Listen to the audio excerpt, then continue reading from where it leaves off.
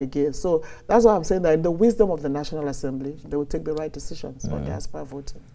Let's talk about 2027, because we saw how very active you were in 2023 campaigning for this administration across the country. Looking back, it's going to be 2 years in a few days. Are you proud of the Tinubu administration? Yes. No, I want you to think about it very well. I'll answer yes. You know, the Tinubu administration, I mean, you can see what is happening now. It's been 2 years of, you know, trying to, how do I describe it now? 2 years of trying to get things right. Look, removing the subsidy was tough, but it had to be done. It had to be done. But now you're saying that, you know, things will eventually stabilize. It's going to be rough and tough, but we're going to get there. So you can see that, you know, moving on, that those reforms will be tough, but they had to happen. They had to happen. So as we mark 2 years of this administration, you're going to see things being reeled out. But like people will say, oh, the masses have to feel it. It has to be felt, the welfare of the people. But the welfare of the people is priority for President Tinubu, and that's why he even had to remove the subsidy.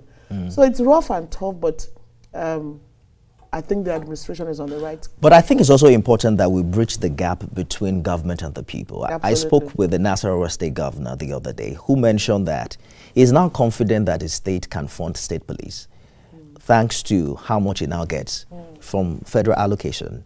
And according to him, an improvement in internally generated revenue. By removing subsidy, it meant more money for government, but it doesn't look like it's trickling down enough for people to feel it. I think the governors need to answer more questions. But do you also know that prior to President Tinubu's 2 years, some governors were borrowing to pay salaries?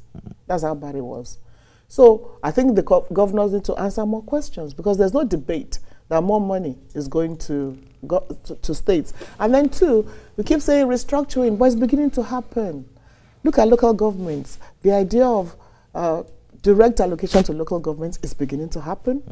Local governments need to be strengthened, is beginning to happen. State police is looking at it's going to happen. So that is, in effect, not shouting restructuring, but changing the way we govern. And then, you know, I think personally that this system of democracy is not the best for us. So no matter how good you are, it's a system that is not meant for us, period. But what can we do about it? We have to do what President Bola Tinubu is doing, take the bold steps that will eventually show that these reforms are worth it on the long run. It's tough.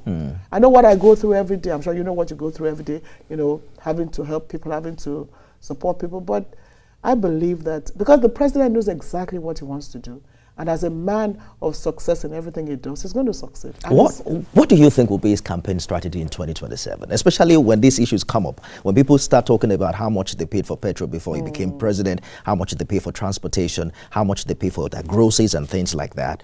What do you think is going to be that special thing? Because prior to 2023, I know the conversation was about, you know what, this guy is a mastermind. He did it in Lagos, he can do it in Nigeria. What's going to be the narrative this time? Well, I can't be specific. Let's leave that to the strategists. You have started already anyways. I thought you were one of them. Well, I'm not supposed to be the one to reveal it. But you're going to see a lot, you know, even in the 2 years of the Tinubu administration.